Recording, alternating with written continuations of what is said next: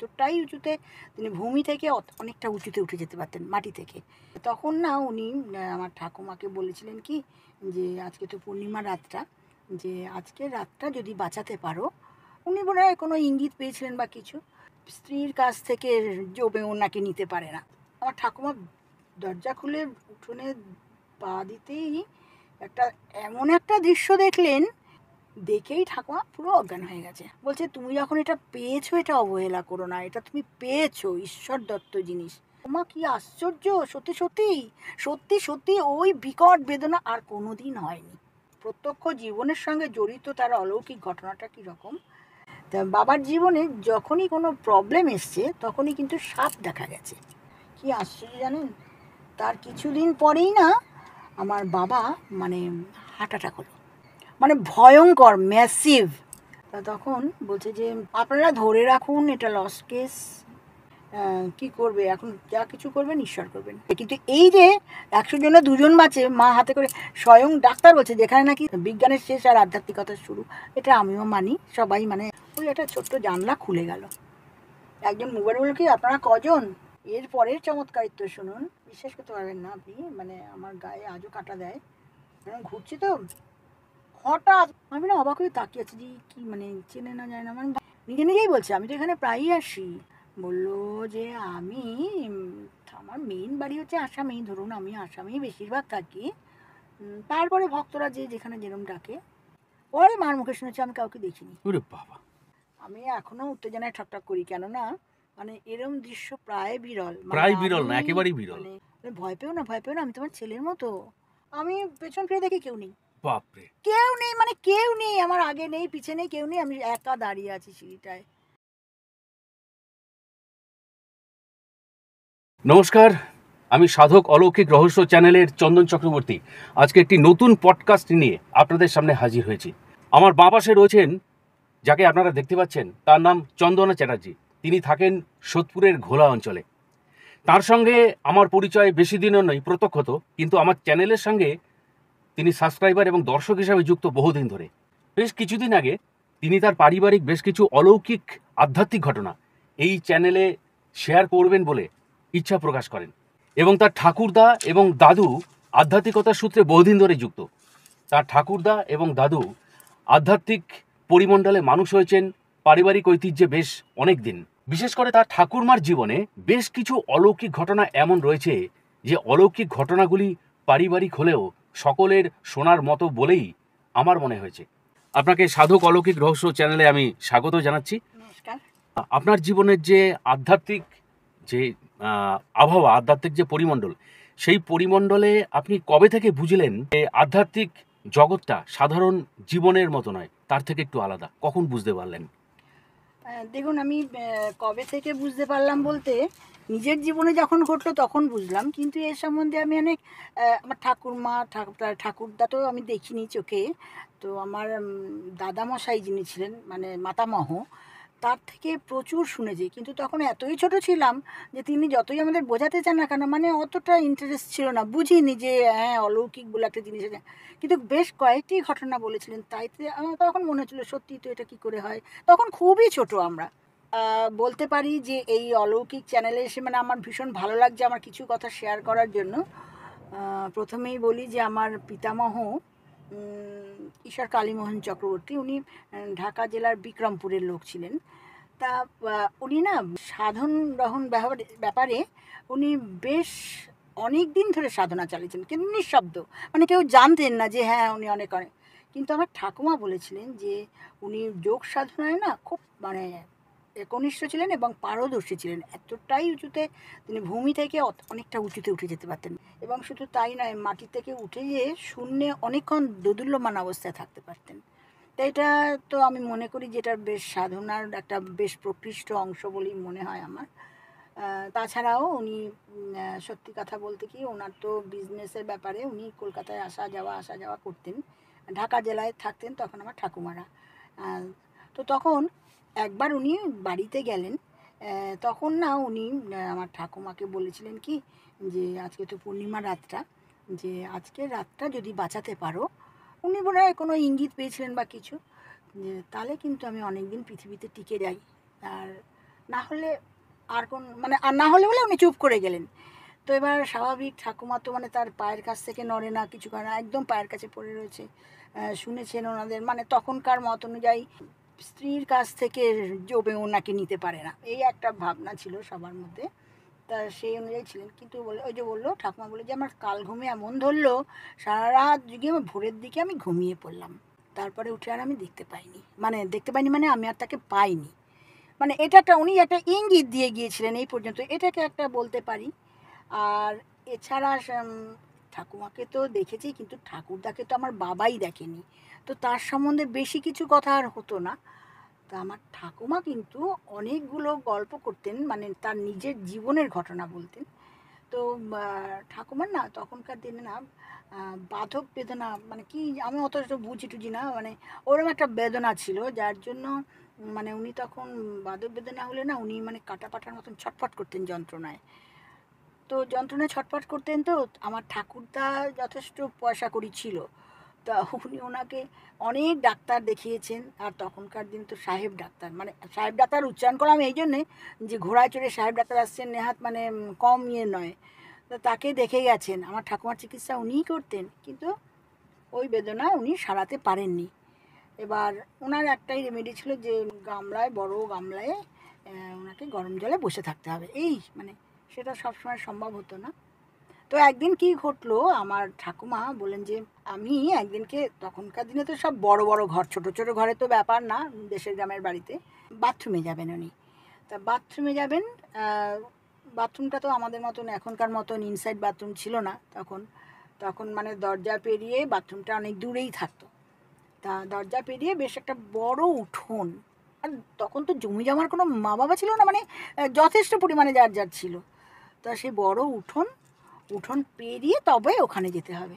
তো তখন আমার ঠাকুমা দরজা খুলে উঠোনে পা দিতেই একটা এমন একটা দৃশ্য দেখলেন, দেখলেন যে মানে মাটির থেকে দাঁড়িয়ে উঁচু আকাশ অবধি যেন চলে গেছে এরম একটা বিরাট আকায় মূর্তি, সাদা ধপধপ করছে, একটা ইয়ে পরা, আর ধবধবে তার গায়ের রং, আর গলায় পৈতে জড়ানো, বিকট বিরাট। দেখেই ঠাকুমা পুরো অজ্ঞান হয়ে গেছে, উঠোনেই পড়ে রয়েছে। যখন উঠোনে পড়ে রয়েছে তারপরে তো যাই হোক মানে সবাই এসে খোঁজ নিতে দেখলো, ঠাকুমাকে তুলে ঘরে তো নিয়ে গেল। ঠাকুমা এরকম হাত মুঠ করা ছিল, হাতটা মুঠটা খুলতে দেখে যে একটা শিকড় রয়েছে, শিকড় মানে সত্যিকারের। তো এটা আমি কি বলবো, এটা কে দিয়ে গেল, এই কি গো, এটা কি করে হয় বল, কি হয়, আমি শিকড় পেয়েছি। তারপরে ওই সবাই বলো, তখনকার দিনের লোকরা তো এইসব বিশ্বাস করতো, অলৌকিক টুকটাক এসব। বলছে তুমি যখন এটা পেয়েছো এটা অবহেলা করো না, এটা তুমি পেয়েছো ঈশ্বর দত্ত জিনিস, তুমি এটা গ্রহণ করো, মানে সবাই বললো, বাড়ির বড়রা বললো। তো আম্মাও কী করলো, মানে আমার ঠাকুমাও আর কি কী করলেন, হাতে পরে নিলেন ওই শিকড়টা, হাতে পড়লেন কি কোমরে পড়লেন অত আমরা কিছু জানি না, যাই হোক শরীরে ধারণ করলেন। শরীরে ধারণ করলেন। তো শরীরে ধারণ করার পর ওমা কি আশ্চর্য, সত্যি সত্যি সত্যি সত্যি ওই বিকট বেদনা আর কোনো দিন হয়নি, কোনো দিন আর আমাকে কষ্ট দেয়নি। এটা একটা ঘটনা গেল আমার ঠাকুমা। আর একটা ঘটনা আছে যেটা নাকি মানে প্রত্যক্ষ জীবনের সঙ্গে জড়িত, তার অলৌকিক ঘটনাটা কীরকম, তিনি একটা দৈব মন্ত্র পেয়েছিলেন। দৈব মন্ত্র কীভাবে পেলেন অত কিছু জানি, আমরা তখন ছোট, বারবারই বলছি ছোট, গল্প করতো তখন শুনেছি যে গল্প করতো, কিন্তু এটা আমরা চোখে দেখেছি মানে দূর দূরান্ত থেকে লোক আসতো। উনি একটা লিভারের ওষুধ পেয়েছিলেন, হ্যাঁ, একটা মন্ত্র, ওষুধ না মন্ত্র পেয়েছিলেন। এবারে ওই মন্ত্রটা উচ্চারণ করে, তবে ওখানে কয়েকটা নিয়ম ছিল, একটা কাঁচকলা লাগবে, 3 শিরোওয়ালা কাঁচকলা, 2 শিরোওয়ালাও বোধহয় হয় জানি না, কাঁচকলা এবং খেজুর কাটা প্রায় 41টা ওরকম খেজুর কাটা আনতে হবে। আর আনতে হবে কিন্তু এক দামে, যাই হোক না এক, কোনো তুমি যত গরিবই হও আর যাতে তুমি যদি বেশি দিতে চাও না তাও নেবে না, কম দোকানি যা বলবে তাই দিতে হবে, সেটাই নিয়ে আসতে হবে। তো এরকমভাবে আমরা হয়তো হাসি খেয়েছি, সে উপস্থিত হলো ঠাকুমা দেখি বসে করছে, তো ওই সময়টা কাউকে যেতে দিত না কাছে। তা কী হচ্ছে খেজুর কাটা বলছে, আমরা হচ্ছে কী আমরা আমরা ভাবতাম যে আম্মা কি আমাদের মতন খেলা করে নাকি, মানে এরকম ভাবতাম আর কি। খুব রাগী ছিল তো আমার ঠাকুমা। কনজারভেটিভ ফ্যামিলিতে অত অত বড় কথা বলা যাবে না, মানে বড়দের সঙ্গে অত কথা বলা কেন, যাবে কি না, জন্য, কি কারণে কেন কি এসব? জন্য কি কারণে এত কথা বলা যাবে না। আসতো ঠাকুমা, মানে আমরা আমাদের কাজ করতাম, মানে পড়াশোনা যাই হোক। এবার সত্যি সত্যি তারা আসতো, তবে এইটার একটা প্রক্রিয়া ছিল, ঠাকুমা ওরকম মন্ত্র করতেন আর একটা করে কাঁচকলা ফুটিয়ে, মানে ওই খেজুর কাটা ফুটিয়ে দিতেন, মন্ত্র করতেন বিড়বিড় বিড়বিড় করে, কাঁচকলার মধ্যে? কাঁচকলার মধ্যে ওই শীষগুলো মানে এই খেজুর কাটাগুলো ওটা পুঁতে দিতেন, মানে বিধিয়ে দিতেন। এবার একটাই নিয়ম ছিল যে এই যে প্রায় ১.৫ বছর আর কি মোট কথা শুকানো অবধি এই কাঁচকলাটা যে বিধিয়ে নিয়ে গেল ওটা কিন্তু, মানে তখনকার দিনে তো উনুন ছিল, গ্যাস ওভেন যদি থাকতো থাকতো, কিন্তু তখনকার দিনে বেশিরভাগই উনুন ছিল। উনুনের মাথার উপরে, মানে যাতে তাপ লাগে এরম জায়গায় ওটাকে ঝুলিয়ে রাখতে হবে, দড়ি দিয়েই হোক যাই দিয়েই হোক ওই কাঁচকলাটা ঝুলিয়ে রাখতে হবে। উনুনের তাপে তাপে যতটা শুকাবে ওর লিভারের প্রবলেমটা তত কমবে। হ্যাঁ, মানে আর একটা নিয়ম ছিল যে ব্যারিকেড, যেটা বাধা নিয়ম, সেটা হচ্ছে যে তুমি কোনো এই সময়ের মধ্যে, মানে ১.৫ বছরের মধ্যে তুমি কোনো কলার জিনিস খেতে পারবে না, কলা নিতে পারবে না, কলা গ্রহণ করতে পারবে না, কলার পাতায়ও খাওয়া বারণ, যার জন্য বিয়ে বাড়িতে যাওয়া বারণ ছিল। যে বিয়ে বাড়ি বা কোনো অনুষ্ঠানের বাড়িতে, যে সেখানে তো কলা পাতাই বেশিরভাগ আগেকার দিনে ছিল। আচ্ছা, মানে শুধু খাওয়া নয়, যে কোনো রকম ব্যবহার? হ্যাঁ, কোনো মানে খাওয়াতে যে কোনো রকম ব্যাপার তুমি করতেই পারবে না, এমনকি ওই যে অনুষ্ঠানে অনেক সময় কলা পাতা দিয়ে দেখবেন খাবার দ্রব্যগুলো ঢেকে রাখা হয়, সেই জন্য যাওয়া বারণই ছিল, যে কে কোথায় কোনটা করছে তোমার জন্য কি করবে, সেই জন্য খাওয়াই বারণ ছিল। এটা আমরা নিজের চোখে দেখেছি, কারণ আমাদের খুড়তুতো ভাইদের হয়েছিল। লিভারের অসুখ সেরে যেত? হ্যাঁ, লিভারের অসুখ, সে লিভার বেড়ে যেত না, লিভার এরকম কি বলছি, ডাক্তার জবাব দিয়ে দিয়েছে যে আমাদের পক্ষে আর সম্ভব না, যা যা করার করেছিলাম করেছি, এবার এবার দেখুন ঈশ্বরের হাত। তো আমার কাছে সেই মহিলা এসছেন কাঁদতে কাঁদতে, একটা মাত্র ছেলে, যে রক্ষা করো, আমি জানি না, রক্ষা করো।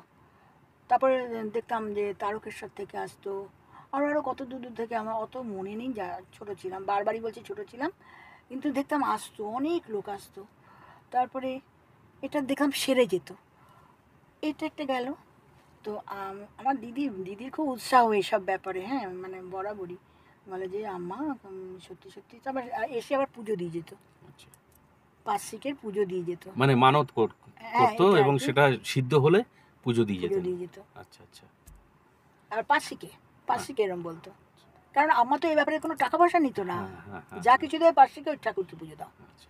এই আর কি, তার সেবায় লাগবে? তার সেবায় লাগবে। আমি দেখতাম কি আমার খুড়তুতো ভাইদের হয়েছিল, আমার নিকটস্থ, যে একদম চোখে দেখা, তখন আমরা একটু বড় হয়েছি, বুঝতে পারি, যে আমার কাকিমা বললেন কি যে মাসিমা এবার এটা করে দিন, এই তো সারছে না, এ মানে বমি বমি বমি ভাবটাও যাচ্ছে না, এ ক্রমশই রোগা হয়ে যাচ্ছে, কি একটা ব্যাপারটা হয়ে দাঁড়িয়েছে, আপনি এটা ঠিক করে দিন।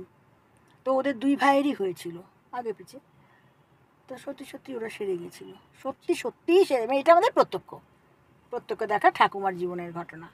উনি তো খুব ঈশ্বরে বিশ্বাসী ছিলেন, আমার ঠাকুরদা যেমন ছিলেন উনিও ছিলেন, এবং উনি রীতিমতন মানে নিঃশব্দ সাধিকা ছিলেন। আচ্ছা আচ্ছা। কেউ জানতে পারতো না ওনার, নীরব সাধিকা? একদম নীরব সাধিকা, কেউ জানতেই পারতো না, জানেন। ওনার নাম কি আপনার ওনার মনে আছে? নাম, হ্যাঁ, ঈশ্বরী সরোজবালা চক্রবর্তী। সরোজবালা চক্রবর্তী? হ্যাঁ, আচ্ছা। আমাদের দেশ বিভাগের সময় তো মানে আর কিছুই আনতে পারেনি, সব যেখানে যেরকম সেখানে তো ফেলে রেখে চলে এসেছেন। এক বস্ত্রে প্রায় ৫টা ট্রাঙ্ক কিনেছিলেন, তার ভর্তি মানে ঠাকুর নিয়ে এনেছিলেন সঙ্গে, যে আমাদের বাড়িতে এখনও সেই ১৫০ বছর আগের ঠাকুর এখনও আছে ওদের। ওই কেন বলছি এই ঘটনাটা আছে, মানে ট্রাকে করে যখন আসছে তখন ঠাকুমার ভক্তিটা বলছি, ওই একটু নকুলদানা আর একটু জল গ্লাস এনেছিলেন, প্রত্যেকের গ্লাসে গ্লাসে থালায় থালায় ওই ট্রাক চলছে, উনি ওনার টাইম মতন দিয়ে আজ এই খাও বলে দিয়ে আবার বাক্সে ভরে রাখতেন, মানে এরকম আর কি ব্যাপারটা ছিল। আমার ঠাকুরদা যখন মারা যান তখন আমার বাবা মানে ১ বছরখানেক হবে, বছরখানেক মানে আমার বাবা দেখেনি, বলতে আমার মনেই নেই, সেই চেহারাই মনে নেই। তা বলে যে আমি তো কিছু রেখে যেতে পারলাম না, মানে এদের জন্য আমি কিছুই করে যেতে পারলাম না, আমি তো চলেই যাচ্ছি। তা মা, ওই মাকে, যিনি আমাদের বাড়িতে এখনও আছেন, মা তোমার কাছে রেখে গেলাম, এদের দেখো, এদের দেখার কিন্তু কেউ নেই। যাই হোক, সে এই দেশ বিভাগের মতন জায়গায় ওপরে নিচে বোম পড়ছে, সামনে খোলা ইয়ে নিয়ে নিয়ে যাচ্ছে, সে আম্মা থরথর করে কাঁপছে, কিন্তু সেই অবস্থাতেও ঠিক পার করে নিয়ে এসে এই পারে রাখলো। এবং সেখানে বাবা আগেই এখানে চাকরি করতেন।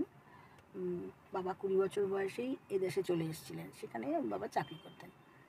যাই হোক, এরকম ঘটনা বলছি যে আমার ঠাকুমার জীবনে ঘটা এরকম ঘটনা, তা আমার দিদি বলেছিল কি যে আম্মা এত বড় একটা ঘটনা রহস্য মন্ত্রের, তো এটা দিয়ে যাও না, আমি শিখি না। বলি না, এরকম করিস না, এর অনেক জ্বালা আছে। যখন যে যেরমভাবে এসে দাঁড়াবে, যেরমভাবে এসে তুই থাকবি, তোকে করতে হবে, না বলতে পারবি না। না বলার অনেক জ্বালা, একদম না বলবি না, অনুরোধ ফেরানো যাবে না। অনুরোধ ফেরানো যাবে না। কেউ বিপন্ন হয়ে এসে তোমার দ্বারে দাঁড়িয়েছে, তুমি দৈবমন্ত্রের অধিকারী, সেটা তোমাকে নষ্ট করা যাবে না, এটা আর কি। সেই জন্য বলে আমিও চলে যাব, আমার সঙ্গে সঙ্গে গঙ্গায় ওঠাও চলে যাবে, এরকমভাবে উনি ওঠার। যাই হোক, আমি তো ভাবি এটা নষ্ট হয়ে গেল, পরম্পরা থাকলে কি হতো, কিছু হতো না। যাই হোক, সত্যি এটা খুব বিস্ময়কর ঘটনা, আপনি হ্যাঁ, এটা শোনালেন বিস্ময়কর আমাকে। না বলুন? হ্যাঁ, অবশ্যই অবশ্যই। মানে কোথাটা হঠাৎ করে কানে শুনছে, সেইটা বিড় করে পড়ছে এবং সত্যি সত্যি সেটা হচ্ছে। এটা কিন্তু খুব আশ্চর্য কাহিনী। সবচেয়ে বড় কথা কি জানেন, আমার বাবার জীবনেও এরকম ঘটনা ঘটেছে। আমার বাবা না, আমার বাবার নাম তো হচ্ছে সোমনাথ চক্রবর্তী, মানে শিবের দৌড় ধরা ছেলে আর কি। মানে আমার ঠাকুমার, আমার পিসিমা, আমার ঠাকুমা, মানে এক মেয়ে এক ছেলে। সেখানে আমার পিসিমার জন্মের মানে ছেলে ছেলে করে, আর আগেকার দিনে যেরকম ছিল একটা অস্থিরতা ছিল। আমার পিসিমার সঙ্গে আমার বাবার বয়সের দূরত্ব হচ্ছে 5 বছর। তো কিছুতেই হয় না, কিছুতেই হয় না। মানে ওই শিবের দরজা, একজন কেউ বলেছিল যে শিবের এখানে গিয়ে মানত করে এসেছিল। তো ওই হওয়ার পরে বাবার নাম ওই জন্য শম্ভু ছিল। আচ্ছা আচ্ছা। তা শম্ভু ছিল। তো এবার শম্ভু যখন ছিল, শম্ভু মানে নামেও শম্ভু, কাজেও শম্ভু, সবেতেই শম্ভুর মতো, মানে ধীর স্থির, মানে শান্ত ছিল খুব। তাই একদিনকে আমার ঠাকুমা, মানে যা হয় বাবাকে এমনি ছোটো তো তখন, কত 2.5-3 বছর বয়স হবে, ঘরে বসিয়ে রেখে মানে বাইরে গেছে, কোনো একটা কাজে টাজে গেছে হয়তো। এসে দেখে যে একটা বড় সাপ আমার এরকম করে রয়েছে মাথায়। দেখে তো স্বাভাবিক বলো না, ওইটুকুনি বাচ্চা ছেলে, সে আর বাচ্চা ছেলে স্থির হয়ে বসে আছে। আমার বাবা স্থির, নড়ে না চড়ে না, আর আমার আম্মা সমানে মানে বলে যাচ্ছে শিব রক্ষা করো, রক্ষা করো, ও যেন না নড়ে, ও যেন না নড়ে, নড়লেই তো একটা চবলে শেষ করে দেবে। মানে কীভাবে, মানে আমি তটস্থ, নিঃশ্বাস ফেলতে ভয় পাচ্ছি, আমি তটস্থ, আমার ছেলে না নিঃশ্বাস ফেলে হাত নাড়াচাড়া করে, করতে করতে করতে করতে কী আশ্চর্য, কিছুক্ষণ পর সাপটা কিছুক্ষণ থাকার পর বাবার গা দিয়ে বেয়ে নিচে নেমে চলে গেল, নিচে নেমে চলে গেল ওই বিষদর্শা। এটা তো মহাপুরুষদের জীবনে ঘটে, আমরা শুনেছি। হবে, স্বাভাবিক। হবে। কার মধ্যে যে কে লুকিয়ে কে থাকে, লুকিয়ে থাকে আমরা বলতে পারি না। সেটাই সেটাই। তো আমার আম্মা সেই থেকে বলেছিল এর জীবনে কোনোদিন কোনো সাপ মারা যাবে না, মানে এর জীবনে যদি জড়িয়ে থাকে সাপ মারবে না কখনো। কিন্তু দেখুন, আমরা সাধারণ লোক, আমরা কি অত নির্ভীক হতে পেরেছি? আমাদের বাড়িতে সাপ অনেকবার অনেকভাবে এসছে। আমার বাবা যেহেতু শিবের দৌড়ধরা ছিলেন, এবং সেই জন্য শিবের একটা অঙ্গ হচ্ছে সাপ, মানে সাপকে আমরা দেখে থাকি, সর্প, মানে সর্পদেবতা, অঙ্গভূষণ। অঙ্গভূষণ যাকে বলে। মানুষ তো আর ওই সর্প অঙ্গ ধারণ করে না, অনেক আছে, অনেকেই আছে, কিন্তু আমরা ততটা উচ্চ স্তরের নই। তা বাবার জীবনে যখনই কোনো প্রবলেম এসছে, তখনই কিন্তু সাপ দেখা গেছে। এটা একটা ব্যাপার, মানে সাপ দেখা গেছে অদ্ভুতভাবে। যখন দেখেছি যে বাবা ধরুন অসুস্থ হয়ে পড়েছে, কি হলো, বাবা এমনি আছেন এরকমই একটা সময়, তখন আমাদের বাইরের ঘরে একটা সাপ ঢুকে পড়েছিল, কি করে যেন। তো সাপ ঢুকে পড়েছিল। এবার সাপ সাপ বলে তো সবাই ভয় পায়, মানে কোথায় কে লুকাবে, খাটের উপর উঠবে কি কোন ঘরে যাবে, সাপ তো এঁকে বেঁকে যে কোনো ঘরেই চলে যেতে পারে, ভয় মরছে সব। এরকম মানে চিৎকার দেখে তারপরে পাড়ার ছেলেরা সব চলে এসছে, দেখে শুনে বলে যে ও বাবা, এটা তো ভয়ঙ্কর বিষাক্ত সাপ, এ তো রাখা যাবে না। ওটা কুণ্ডলি পাখি ছিল আর কি। আমার মা বলেছিলেন যে না, একে তোমরা মেরো না, কারণ মা জানতেন ঘটনাটা। আমরা তো ভয় পাচ্ছি, না মেরে ফেলো বাবা, এই সাপ নিয়ে আমরা থাকতে পারবো না। মা বলে চুপ কর তোরা, তা চুপ কর তোরা বলছে ঠিকই, কিন্তু আমার বাবাও একটু ভয় পাচ্ছে যে ছেলে মেয়ে নিয়ে থাকি, কোথায় কি হয়ে যায়। তাই যখন ছেলেরা যখন বললো যে না কাকু, একে সরিয়ে দিন, এরমভাবে বিষাক্ত সাপ নিয়ে কোথায় কি ঘটে যায়। যাই হোক, ওরা কারোর বাড়ানো শুনলো না, ওরা মোট কথা কুণ্ডলীকৃত সাপটাকে ধরে নিয়ে বাইরে মেরে পিঠিয়ে ওকে নিয়ে মেরে ফেললো। কি আশ্চর্য জানেন, তার কিছুদিন পরেই না আমার বাবা মানে হার্ট অ্যাটাক হলো। তার কিছুদিন পরেই, কয়েকদিন পরেই হার্ট অ্যাটাক হলো। তো মানে যে সে হার্ট অ্যাটাক না, 7 দিনের মধ্যে 2বার, মানে ভয়ঙ্কর ম্যাসিভ যেটাকে বলে। তো আমরা তো নিয়ে গেলাম, সঙ্গে সঙ্গে আমরা নিয়ে গেলাম, হ্যাঁ হসপিটালেই নিয়ে গেলাম। হসপিটালে নিয়ে যেতে ডাক্তাররা তো মানে সঙ্গে সঙ্গে ট্রিটমেন্ট শুরু হয়ে গেল। আমাদের বাড়িতে তো দাদা নেই, আমার ওই দিদি, আমাদের দাদা দিদি আমাদের সামনে, ওই বর দিদি। তখন আমাদের বয়স বেশি নয়, অল্প, আমার বিয়ে হয়নি তখনও। তা তখন বলছে যে আপনারা ধরে রাখুন, এটা লস কেস। দিদিকে বলছে, আমি হলে বোধহয় ওখানেই মরে যেতাম, মানে আমি খুব একটু দুর্বল চিত্ত, আর দিদি খুব শক্ত, মানে সব শক্ত, সব হজম করে। বলছে যে, আর দিদিও তো তখন ছোটো, তো ডাক্তারবাবু বলবে কি করে মুখের উপর, আমরা 4 বোন, এক ভাই, ভাই সবার ছোট, সবার ছোট। বলছে যে এ তো কি, মানে ডাক্তাররা নিজেরা আলোচনা করছে, এটা তো কেউ দাঁড়ায়নি, কী হবে, মানে। তবু দিদিকে বললো যে কিচ্ছু বলতে পারছি না, এ লস কেস, ধরেই রাখো ভাই, কি করবে এখন, যা কিছু করবেন ঈশ্বর করবেন, মানে আমরা চেষ্টা করেছি, কিন্তু আশা বড় কম। ওরম তো বলতে পারে না যে একেবারেই যাবে, এরকম বলতে পারে না। তো তখন না দিদি কীরকম শক্ত শক্ত, ভেঙে পড়েনি, কিছু করেনি, নিঃশব্দে এসছে, মাকেও বলেনি, কিচ্ছু না, শুনছে। এবার 72 ঘন্টা পর বাবা চোখ মেলেছে। 72 মানে 3 দিন পর বাবা চোখ মেলেছে। বাবার ট্রিটমেন্ট শুরু হয়ে গিয়েছিল। ট্রিটমেন্ট করে বাবাকে যখন মানে ফিরিয়ে নিয়ে আসছে, মানে আমরা যখন আসছি, তখন বললেন কি, যারা আন্ডারে ছিলেন, যে মাগো তোমার বাবার পুনর্জন্ম হলো, ধরে নাও। এই অবস্থায় 2জন বাঁচে কিনা সন্দেহ, 100 জনে 2জন বাবা বাঁচে কিনা সন্দেহ। আচ্ছা সেই জন্যই তোমাকে আমরা কিছু বলতে পারিনি। আচ্ছা, এখানে তাহলে ব্যাপারটা কি ঘটলো? এটা কি ঈশ্বরের আশীর্বাদই বলা যায়? হ্যাঁ, একেবারে একেবারে হাতে ধরে, কারণ আচ্ছা। ওই তখনও আমরা মনে করছি যে আমাদের মাথার উপর তো আর কেউ নেই, হুম, হুম, বাবাই আছেন, হুম, হুম। তো আর তো কেউ নেই, তো এখনো আমরা অনাথের মতনই রয়েছি। এই অবস্থায় বাবা চলে গেলে আমরা ভেসে যাব। তো মা এবারেও বাঁচিয়ে দিলেন তাকে। হ্যাঁ, বাবার 3টে সাংঘাতিক সাংঘাতিক ঘটনা ঘটেছিল, এইগুলো জেনারেলের মধ্যে পড়ে, কিন্তু এই যে 100 জনে 2জন বাঁচে, মা হাতে করে, স্বয়ং ডাক্তার বলছে, যেখানে নাকি বিজ্ঞানের শেষ আর আধ্যাত্মিকতার শুরু। এটা আমিও মানি, সবাই মানে, এমনকি ডাক্তাররা তো এসব মানেন না, কিন্তু তিনি বলছেন তোমাদের পরিবারটাকে না মা হাতে করে ধরে বাঁচিয়ে দিয়ে গেলেন, তোমার বাবাকে কোলে করে ফেরত দিয়ে গেলেন, এরমভাবে বলেছেন ডক্টর। সত্যি কথাই, বাবাকে বাড়িতে ফিরে পেয়ে কী আনন্দ, কী আনন্দ, কিন্তু আনন্দ সবই, কিন্তু নিজস্ব রিয়েলাইজেশন যেটা, সেটা কখন হবে? হবে তো একটা কিছুর মধ্যে দিয়ে তো হবে, নিজস্ব রিয়েলাইজেশন আলাদা। সেটা কোনো সাধারণ ঘটনার মধ্য দিয়ে সাধারণত হয় না, হয় না, নিজস্বতভাবে না থাকলে, অনুভূতি না থাকলে। তারপর বাবা যখন ফিরে এলেন, গতানুগতিক চলছে আর কি জীবনটা। তখনও আমি চাকরি পাইনি, চাকরির চেষ্টা করছি। তো এটা অলৌকিক কিনা আপনি বলুন, মানে বলবেন যে আমার এক মামা ছিলেন, তিনি না হঠাৎ একদিন আমাদের বাড়িতে এলেন, এসে আমাকে বললেন কি, মানে উনি একটু দেখতেন, হাত পাত দেখতেন, যে তোমার এই হাতটা কাউকে দেখিও না, আর তুমি একটা কাজ করো, মায়ের ধ্যান করো। তখনও আমি জানি না যে ধ্যান কী জিনিস, সত্যি বলছি। ডিম টিম বেশি খাবে না, এই মানে যেরকম বলে থাকে আর কি, এরকমই করবে। আর আরেকটা জিনিস বলেছিলেন যে কারোর বাড়িতে কিছু গ্রহণ করো না, মানে অন্য কেউ না বলেছে।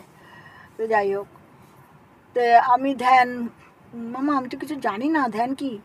ও তুই বস না, আসলে বসলেই তুই বুঝতে পারবি ধ্যান কি, বস না, চেষ্টা কর। তো এবার আমি না সত্যি আমি ওটাকে উপেক্ষা করিনি, আমি সত্যি স্নান করে এসে যত কাজই থাক না কেন, আমি আগে ধ্যান করে নিতাম। ধ্যান করতে করতে এটা অবশ্যই একদিনের ঘটনা নয়, বেশ কিছু, এবার আমরা অত হিসাব রাখিনি, কিন্তু দেখতে পেলাম কদিনের মধ্যেই, বেশ কয়েক মাসের মধ্যেই দেখতে পেলাম যে আমি যখন ধ্যান করতে বসি, তখন না বিচিত্র সব জিনিস দেখতে পেতাম।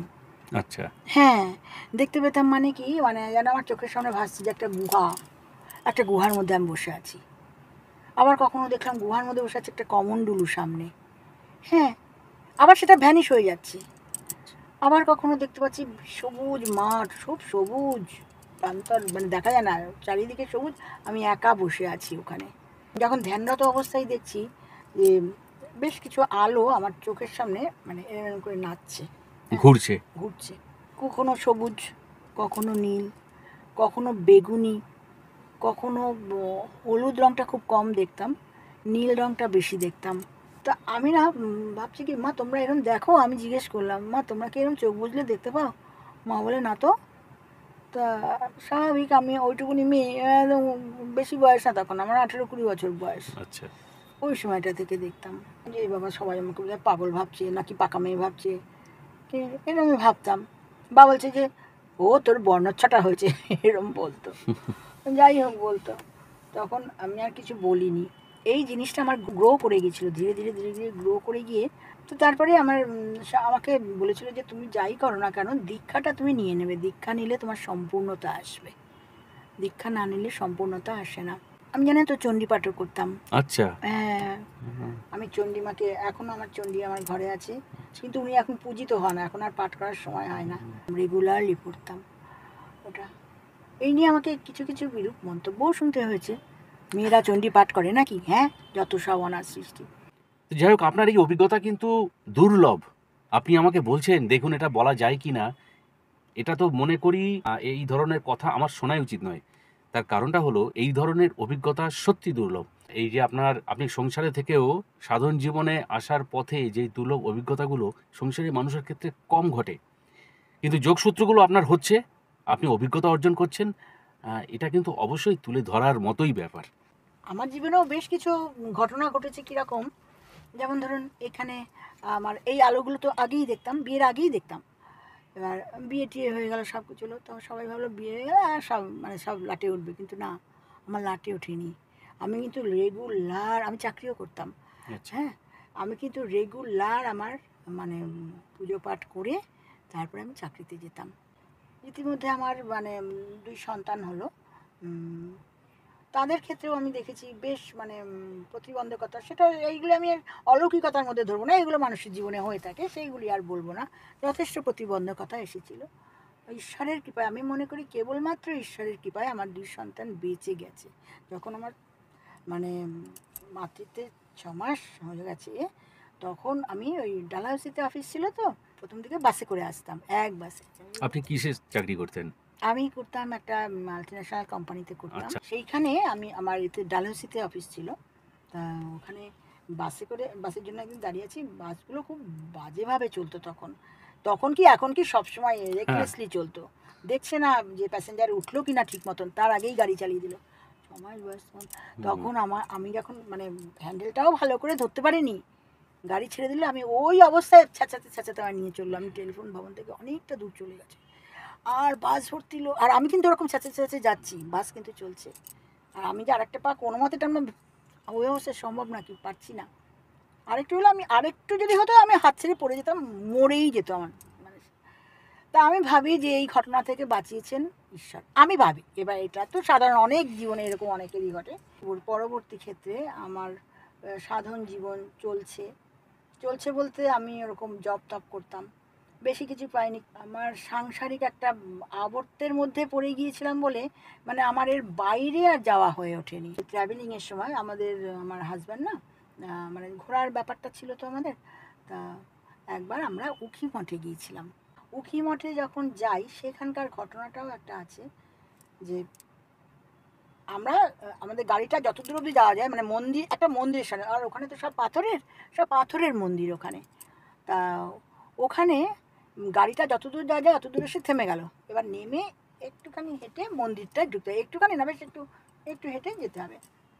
আমার এখনও মনে জল জল করে ভাসছে, ডান দিকে মন্দিরটা, আমরা এই পাশে গাড়ি থামলাম, আমরা ওই পাশে পার হলাম। আমরা ছিলাম খুব সম্ভব 17 জনের ট্রিপ ছিল, মানে ওরা আমার আগে 2-3 জন ঢুকলো।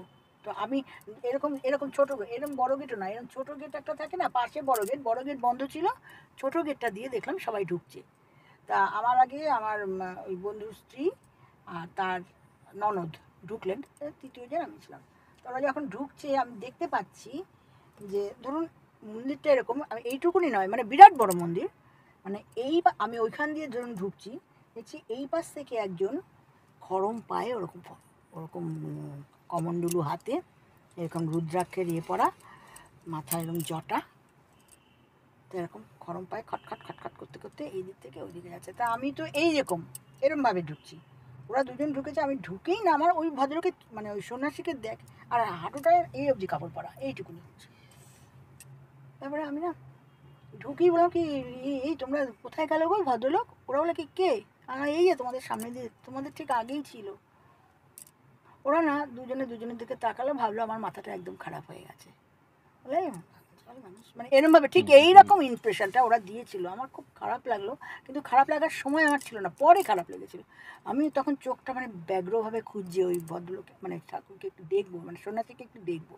কিছুক্ষণ আগে যেটা আপনার সামনে ঘটে গেল, আপনি সেই মুহূর্তটাকে আবার ফিরে পাওয়ার চেষ্টা করছেন, তখন কে কি মন্তব্য করেছে সেটা আমার আপনার ওটা মাথায় গায়ে লাগছে না, স্বাভাবিক। আমার ওটা কারণ পরে ভেবেছি, পরে বাবা ওরা আমাকে পাগল বললো, যাই হোক ওরা বিশ্বাস করেনি, ঠিকই কথা। কিন্তু আমি খুঁজি তো, এবার দেখবেন যদি কোনোদিন উঁকিমাঠে যান, দেখবেন মানে ওই ক্যাম্পাসের মধ্যে এখানে একটা এরকম করে আমি না ব্যগ্রভাবে একবার এই মন্দিরে যাই, দেখি উমা কি শিকল দেওয়া, আমার ওই মন্দিরে যাই, ও সবই তো বন্ধ, তাহলে ভদ্রলোক গেল কোথায়? আরে ভাই সোজা হয়ে গেলেও তো মানে তার অবয়বটা তো দেখবো, গেল কোথায়? মানে লহমার মতন দেখলাম, যার জন্য ওরা, আমি লহমার মতন খট খট আওয়াজ চলে যাচ্ছে, আওয়াজটাও দেখে শুনেছেন এবং এবং চোখেও দেখেছেন, চোখেও দেখেছি, কিন্তু কিছুক্ষণের মধ্যে মিলিয়ে গেছেন। কিছুক্ষণ মানে সেটাই বলছি যে ওরা দুজন দেখতে পেলো না, এটা কেমন জিনিস হলো। তা আমি দৌড়ে ছুটে ছুটে করছি যে তাহলে বোধহয় ওই মন্দিরের মধ্যে ঢুকেছেন, এই দিক থেকে যখন গেল ওইদিকে, ওইদিকে যান তাহলে বোধহয় আমি ভুল করছি ওইদিকে, এরকম আর কি একটা ব্যাপার ছিল।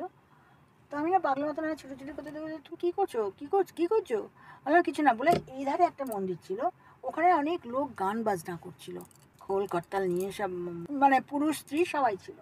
আমি দৌড়ে না, আমি ভুলে গেলাম যে আমি খুব ভীতু, আমি ভুলে গেলাম আমার কথা, আমি কিন্তু খুব ভীতু। ভীতু মানে আমি একবার হারিয়ে গেলে আমি ভীষণ ভয় পাই, যে এই যে আমার হারিয়ে যাওয়ার একটা ভয় আছে, কিন্তু এইটুকু জায়গায় হারাবো কোথায়, দেখি আমাকে ছেড়ে বোধহয় সব চলে গেল, মানে এরকম একটা। আমি দৌড়ে গেছি ওখানটায়, হ্যাঁ দেখলাম কি যে সবাই মানে গান টান গাইছে, করতাল বাজছে, মৃদঙ্গ বাজছে, কিন্তু আমার আমি আমি আবার হিন্দি ভালো বলতে পারি না, মানে কি ডিফেক্ট আমার মধ্যে। আমার কি খুঁজছে ভাইজি, क्या हुआ? না বলে এক সন্ন্যাসী আয়া না ইয়া, বলছে যে নেই তো বললো। এও দিকে তাকালো, কিন্তু কেউ আর কোনো কথা বললো না, কেউ কোনো কথা আর বললো না। আমাকে না তারপর পেছন থেকে ডাকছে, আরে চন্দনা তুমি চলে এসো, কি করছো এটা কি, আসো। তারপর আমি তো ব্যাক করলাম। তা এই কথাটা আমি আর আমার হাজব্যান্ডকে বলিনি, কারণ আমার হাজব্যান্ড এসব বিশ্বাস করে না, এই বিষয়ে একদম বলে কি দেখ যত সব বাজে কথা এরকম। তাই আমি আর এই কাউকেই বলিনি, ইভেন ওদেরও বলিনি। যেখানে বিশ্বাসের আত্মসম্মান থাকে না, সেখানে বিশ্বাসকে প্রকাশ না করাই ভালো।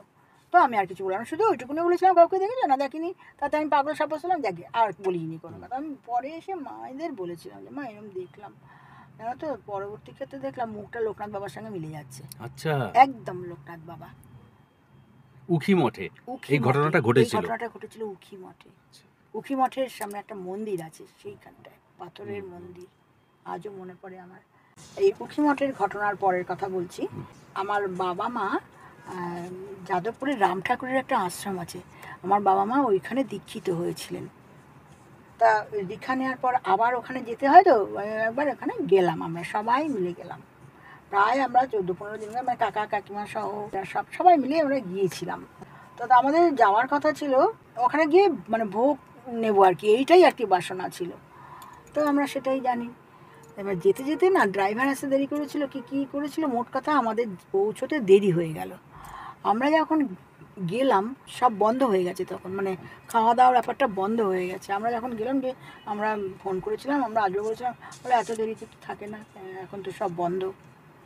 আর তখন ঝাঁঝা দুপুর, বাপরে সব দোকান টোকান সব বন্ধ, মানে খিদে পেট চুচি করছে, এমনকি একটা পাউরুটি কিনে খাবো সেই দোকানও নেই, মানে কি অবস্থা, একটা বিস্কুট পর্যন্ত। তখন তো খিদের সময়। হ্যাঁ খিদের সময়। ও মা গো, তুমি কেমন ঠাকুর গো, আমাদের ডেকে ডুকে আনলে, আবার এরমভাবে না খাইয়ে রাখবে নাকি? হ্যাঁ বাপরে বাপ, এত খিদে আমি পারি না সহ্য করতে, নিজের মনেই বলছি আর কি, বোকা বোকা ভাব। তখন বলছে কি, হঠাৎ না ওই ক্যান্টিন, মানে ক্যান্টিন না, মানে যেখান থেকে ভোগ টোগ দেওয়া হয় আর কি, ওই একটা ছোট্ট জানলা খুলে গেল। একজন মোবাইল বলল কি, আপনারা কজন? বললো যে 17 জন, চলে আসুন হয়ে যাবে। বলুন তো আমি এটাকে কি বলবো? সত্যিই তো, সত্যি তাই। বারণ করে দিল যে সব শেষ হয়ে গেছে, সব শেষ, কিচ্ছু নেই। আচ্ছা আমরা তো আর প্রি করতে যাইনি, আপনারা বলতে জানি তো না। সে দরজাটা হঠাৎ করে খুলে দিল, খুলে দিয়ে বললো, জানলা, তাও একটা ছোট্ট জানলা, মুখ বার করে বললো, কজন? 17 জন, আচ্ছা ঠিক আছে চলে আসুন হয়ে যাবে। বাহ। আমরা গেলাম, শুধু হয়ে গেল না, একটু একটু করে না, মানে পেট ভরে রান্না করে, মানে পায়েস থেকে শুরু করে চাটনি থেকে শুরু করে সমস্ত কিছু দিয়ে আমাদের খাইয়ে দিল। তা এবার এটাকে অন্য লোকে কি ব্যাখ্যা করে বলবে, হয়তো ওরা ইচ্ছা করে বদমাশি করে বলেছে, হয়তো না নিজেরা তাদের তো দরকার নেই, তাদের তো কি দরকার এসে যায়, নেই। আমরা খাই কি না খাই কি এসে যায়। আচ্ছা, এর পরের চমৎকারিত্ব শুনুন। দেখবেন ওখানে না খুব সুন্দর মানে গাছ টাছ ফুল হুম গাছ হুম না, হুম হুম। খুব সুন্দর, সামনেটা খুব সাজানো। সুন্দর করে সাজানো।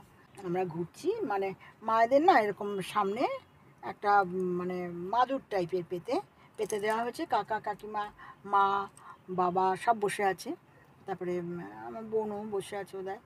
আমি আর দিদি কী করছি, একটুখানি ওই ঘুরছিলাম, এটা ওরা একটু দেখছিলাম। বিশ্বাস করতে পারবেন না আপনি, মানে আমার গায়ে আজও কাটা দেয়, কারণ ঘুরছি তো হঠাৎ মনে হয় কি যেন আমার গায়ের সঙ্গে লেগেছে না, ভুঁই থেকে মনে হয় ভুঁই ফোড়ে উঠে এসছে, ভুঁই ফোড়ের মতন উঠে এসে বলে কি, আপনারা দেখতে এসছেন না দর্শন করতে এসছেন? বললাম হ্যাঁ।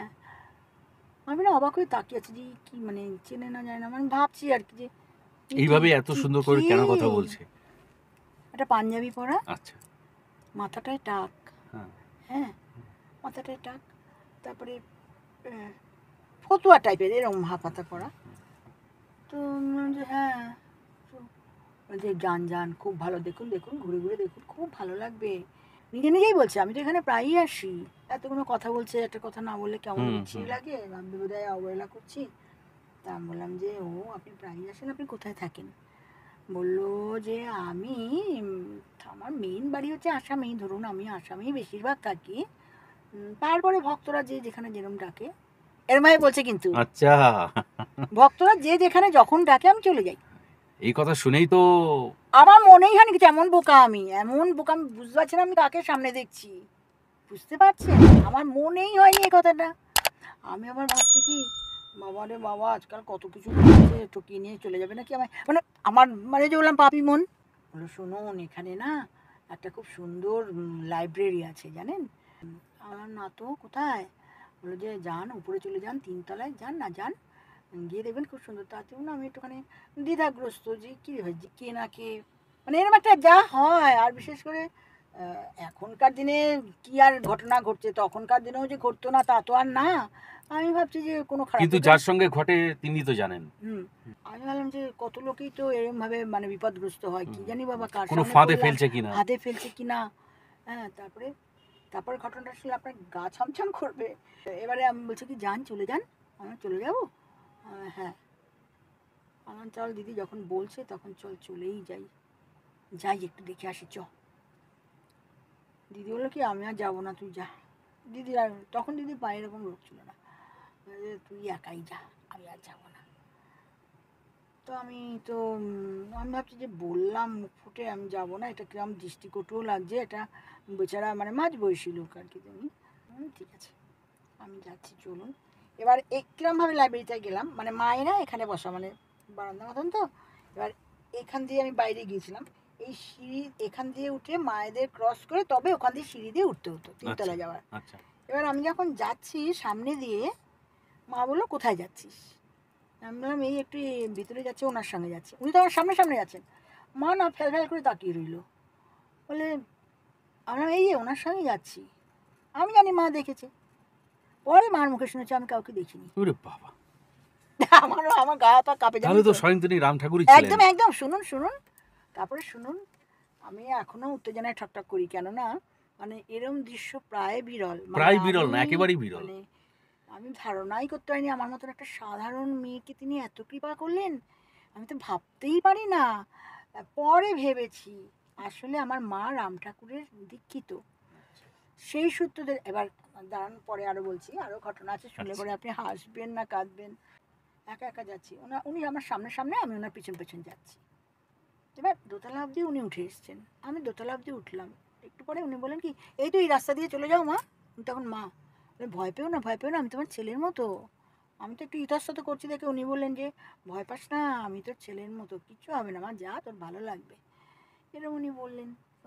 ওনার সঙ্গে সঙ্গে দোতলা অবধি গেছি, 3 তলা অবধি পৌঁছয়নি, উনি তখন মানে টার্ন নিলেন পেছন দিকে নিচে নামার জন্য। হ্যাঁ, উনি বলেন কি যে এখান দিয়ে চলে যাও মা, একদম সোজা চলে যাও, ডান দিকে চলে যাও, ডান দিকে চলে যাবে দেখবে একটা লাইব্রেরি আছে, দেখবে পেয়ে যাবে। এবার উনি বলেন আমরা আপনি যাবেন, বলে না আমি একটু আসছি ঘুরে আসছি বলে উনি তো নামলেন, তো আমি একটা সিঁড়ি উঠেই না আমার দ্বিধা হলো যে না আমি যাবো না, কিরকম শুনশান লাগছে। আপনি একা? আমি একদম একা শুনশান তখন। তখন আমি না না শুনুন শুনুন বলে মানে একটা সিঁড়িও মানে আমি পেছন ফিরে দেখি কেউ নেই। বাপরে! কেউ নেই মানে কেউ নেই, আমার আগে নেই পিছে নেই কেউ নেই, আমি একা দাঁড়িয়ে আছি সিঁড়িটায়। জানেন আমার না কিরম ভয় লাগছে, কিন্তু কিরম একটা যেন টেনে নিয়ে যাচ্ছে আমাকে সামনের আকর্ষণ দিকে। বোধ করছেন। হ্যাঁ কেউ টেনে নিয়ে যাচ্ছে, আমার দৌড় যা হয় হবে। এতটা এইভাবে এসছি। এতটা এইভাবে এসছে আমি দেখে যাব, দূর যা হয় হবে। আর মা কালীকে আমি চিরদিনই বিশ্বাস করি, ওর ওর আকার হলে রেখে দেবে, এরকম আর কি ব্যাপারটা। তখন আমি না উঠছি কিন্তু ভয় পাচ্ছি। দেখুন আমি যদি সত্যিকারের ইয়ে হতাম তাহলে তো আমি ভয় পেতাম না, কিন্তু ভয় পাচ্ছি। আস্তে আস্তে উঠে তিনতলায় গিয়ে দেখি আরও বিপদে পড়লাম, কি কেউ নেই। এই ফাঁকা জায়গায় আমার উনি ছেড়ে দিয়ে গেলেন। আমি না পিছন ফিরে নামতে যাচ্ছিলাম, কে যেন আমার টেনে নিয়ে যাচ্ছে, আবার ব্যাক করিয়ে নিয়ে গেল। আচ্ছা। আমি আর নামতে পারলাম না। তারপরে আমি না ধীরে ধীরে ওই ঘরটার দিকে যাচ্ছি। লাইব্রেরি ঘরটার দিকে? হ্যাঁ সব দরজা বন্ধ। যাই হোক কেউ ছিল না, বা পরে আসবে এরকম জানি না। আমি দেখি কি হ্যাঁ একদম কর্নারে গিয়ে দেখলাম একটা ঘর সত্যিই খোলা রয়েছে এবং দুজন লোক এইদিকে টেবিলে বসা আর ওই অপোজিটে আরেকজন বসা। তা ওই একটা মানে খুব সময় চশমা পরা ছিলেন কি অত মনে নেই। তা বললেন কি যে হ্যাঁ হ্যাঁ আসুন আসুন আপনার জন্যই বসে আছি আসুন। আমি না অবাক হয়ে গেছি, কি রে ভাই কি বলছে। অথচ আপনি যে আসছেন সেটা তো তার জানার কথা নয়। তিনি তো ঘরে বসে আছেন। আপনি তো একতলা থেকে দুতলা তারপরে তিনতলা উঠছেন। আর এমনকি উনিও তিনতলায় ওঠেননি। না ওঠেননি। তাহলে উনি যে ঘরে বসে আছেন অথচ বলছেন আপনার জন্য বসে আছি, এখানে বিশাল একটা রহস্য। কিরকম লাগছে আমার সত্যি। হুম। আমি বললাম আমার জন্য বলে হ্যাঁ আসুন, এখানে দেখুন কত বই আছে আপনার পছন্দের মতন। দেখুন আপনি দেখুন কোনটা নেবেন, দেখুন পড়ুন অনেক বই আছে। আমার তখন আর মাথায় কিছু নেই, আমি তখন দেখি তো কি আমি আবার এইসব ভালোবাসতাম। একটা বই নিয়ে বসে এবার ওদের সামনে না বসে আমি দেখলাম যে একটু সাইড নিয়ে বসি, ওদের মুখোমুখি কী বসে, ওখানে তো লোকজন আসবে বোধ হয়। একটা এতক্ষণ ঘরে রয়েছি কিন্তু কোনো দিকে তাকাইনি। আচ্ছা। এবার ওই বইটা নিয়ে মানে জাস্ট চুজ করে নিয়ে এবার এখানটায় এসে বসলাম। ধরুন ওইখানে ওরা বসে আছে, আমি এইদিকে এসে বসলাম। এবার বইটা নিয়ে যখন খোলার আগে পর্যন্ত দেখিনি, দেখি কি আমার ডান দিকেই এত বড় দেয়াল থেকে এত বড় অবধি, যদি কখনো যান দেখবেন রাম ঠাকুর বসে আছে। রাম ঠাকুরের একটা এত বড় মানে মূর্তি আছেন। হ্যাঁ। ছবিতে এরকম যেমন ছবি সেরকম ছবিতে এরকম মূর্তিটা একদম আমার ডান পাশে। আচ্ছা আচ্ছা। আমি বললাম একেই তো আমি দেখলাম এইমাত্র, এখানে দেখে এলাম। আমি ভাবছি তখন আমার পুরো মানে হাত পাত না মানে মানে ইয়ে হয়ে আসছে, অবশ হয়ে গেছে। হ্যাঁ আর যত বই উল্টাচ্ছি আমি আর নড়তে পারছি না। তো আবার এদিকে মনের মধ্যে ভাবছি যে সন্ধে হয়ে আসছে, মারা চিন্তা করবে। হ্যাঁ এবার আমার যাওয়া উচিত করছি, কিন্তু আমি নড়তে পারছি না, পাটা আটকে গেছে। পাটা পুরো আটকে গেছে, আমি পড়েই যাচ্ছি। অনেকক্ষণ না দেখে আমাকে দিদি এলো। কিরে যাবে না, এই আমি কিন্তু মানে আমার আপনি বাস্তবে ফিরে এলেন। হ্যাঁ বাস্তবে ফিরে এলাম। বাস্তবে ফিরে এসে হ্যাঁ যাবো তো মানে কিরকম একটা ঘোরের মধ্যে বলছি হ্যাঁ যাবো তো বলে। তারপরে আস্তে আস্তে ঘোর কাটলো, আমি বইটা জমা দিয়ে আমি আস্তে আস্তে নিচে এলাম। মা আমাকে বললো তুই কোথায় চলে গেছিলি রে। কেন মা, তোমার তো বলে গেলাম। যে ভদ্রলোক ছিলেন না আমার সঙ্গে উনি বললেন। কোন ভদ্রলোক? আমরা আমার সামনে যে ভদ্রলোক ছিলেন। বলে আমি কাউকে দেখিনি। সত্যি আপনার এই ঘটনা শুনে গায়ে শিহরিত তো হওয়া দূরের কথা, যারা অলৌকিকত্ব কি কেন কি জন্য বৈজুলুকি গাঁজাখুরি বলেন তাদের জন্য সত্যি বড় করুণা হচ্ছে। যাই হোক, ঈশ্বর তাদের করুণা করুন। দিদির এই অলৌকিক স্বর্গীয় অভিজ্ঞতা আরও আমরা শোনার জন্য অপেক্ষা করছি।